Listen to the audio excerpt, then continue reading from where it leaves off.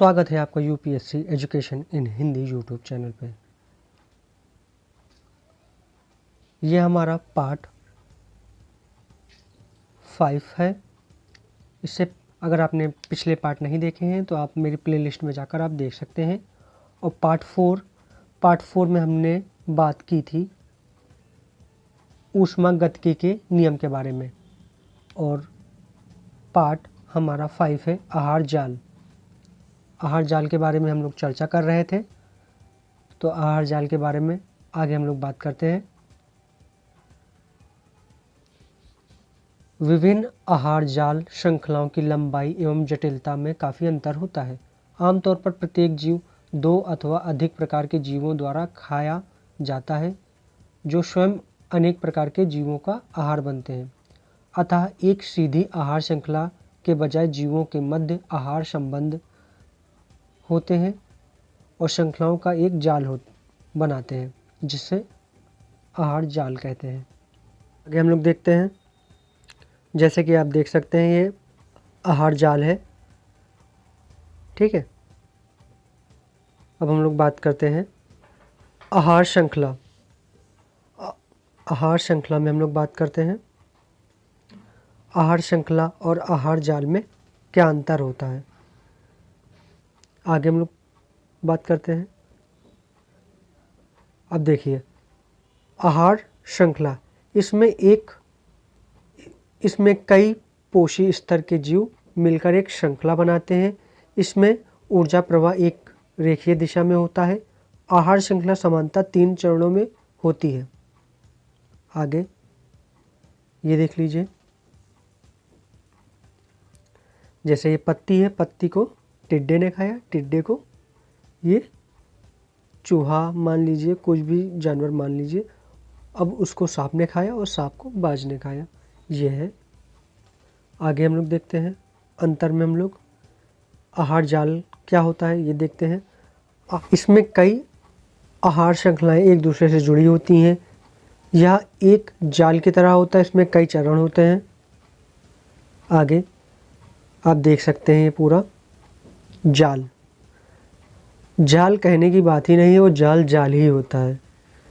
अब देख लीजिए कौन किसको खाएगा, कुछ कह नहीं सकते। ये देख लीजिए, टिड्डों को मेंढक भी खा सकता है, ठीक है। अब जैसे ये चिड़िया खाएगी इसको, तो चिड़िए को कोई भी खा सकता है, बाज भी खा सकता है, लोमड़ी भी खा सकती है, ये सांप भी खा सकता है। तो यही है कहने का मतलब। देख लीजिए, ये पूरा एक चेन की तरीके चलती है श्रृंखला। आगे अब हम मोस्ट इम्पोर्टेंट क्वेश्चन के बारे में बात करते हैं। तो चलिए, क्वेश्चन क्या है हमारा देखते हैं। क्वेश्चन है हमारा, निम्नलिखित कथनों पर विचार कीजिए। परितंत्र में ऊर्जा प्रवाह की तरह रैखिक होता है। एक पोषण स्तर से दूसरे पोषण स्तर में 90% ऊर्जा का स्थानांतरण होता है। तो जैसे कि हम लोग ने बात की थी, रेखीय होता है, रैखिक होता है। तो रैखिक तो बात सही है, हम लोग ने बात की है, तो ये तो कथन सही है। लेकिन ये कथन के बारे में अगर आपने ध्यान से पढ़ा होगा तभी आप बता पाएंगे। तो फिलहाल इसका आंसर जो होगा वो होगा ऑप्शन ए, क्योंकि यहाँ पे स्थानांतरण केवल 10% ही होता है, 90% का तो ह्रास हो जाता है। तो ये ऑप्शन गलत है। तो इस हिसाब से ऑप्शन ए केवल एक ही सही होगा। आगे नेक्स्ट क्वेश्चन देखते हैं, बहुत ही मोस्ट इम्पॉर्टेंट क्वेश्चन है। तो क्वेश्चन क्या है देखते हैं। निम्नलिखित कथनों पर विचार कीजिए। खाद्य जाल जीवों का खाद्य श्रृंखला की तुलना में भोजन हेतु अधिक विकल्प देता है। दूसरा कथन, आहार श्रृंखला को खाद्य जाल के एक भाग के रूप में व्यक्त किया जाता है या व्याख्यायित किया जा सकता है। तो आगे हम लोग देखते हैं, जैसे कि ये दोनों ही कथन हम लोग के सही हैं। जैसे कि अभी हम लोग पीछे बात कर रहे थे, उस हिसाब से हमारा 1 और 2 दोनों ही सही है। आगे हम लोग बात करते हैं जैव आवर्धन। तो जैव आवर्धन के बारे में हम लोग बात करते हैं। आहार श्रृंखला में जीव एक दूसरे पर भक्षण करते हैं, या भक्षण का मतलब शिकार। ये आगे, इस प्रक्रम में कुछ हानिकारक रासायनिक पदार्थ आहार श्रृंखला के माध्यम से एक जीव से दूसरे जीव में रूपांतरित होते हैं, इसे ही जैव आवर्धन कहते हैं। अन्य शब्दों में आहार श्रृंखला में हानिकारक पदार्थों का एक जीव से दूसरे जीव में रूपांतरण जैव आवर्धन कहलाता है। अगर परिभाषा अगर पूछते हैं तो सरल शब्दों में ही बता देना कि आहार श्रृंखला में हानिकारक पदार्थों का एक जीव से दूसरे जीव में रूपांतरण जैव आवर्धन कहलाता है। ठीक है,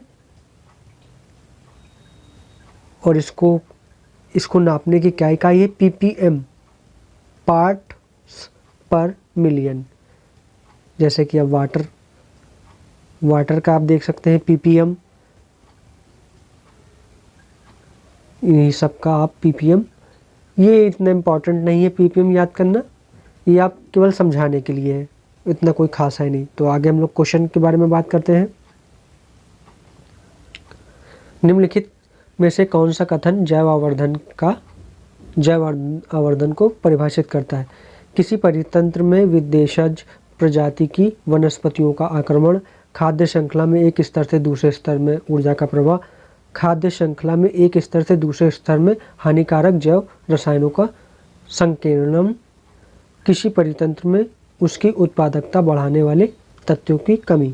तो जैसे कि अभी हम लोग ने बात की थी, खाद्य श्रृंखला में एक स्तर से दूसरे स्तर में हानिकारक पदार्थों का, जैसे कि यहाँ पे आप देख सकते हैं, हानिकारक पदार्थों का एक दूसरे में, एक जीव से दूसरे जीव में रूपांतरण। तो उस हिसाब से हमारा कौन सा ऑप्शन सही होगा? Option C. आगे हम लोग बात करते हैं।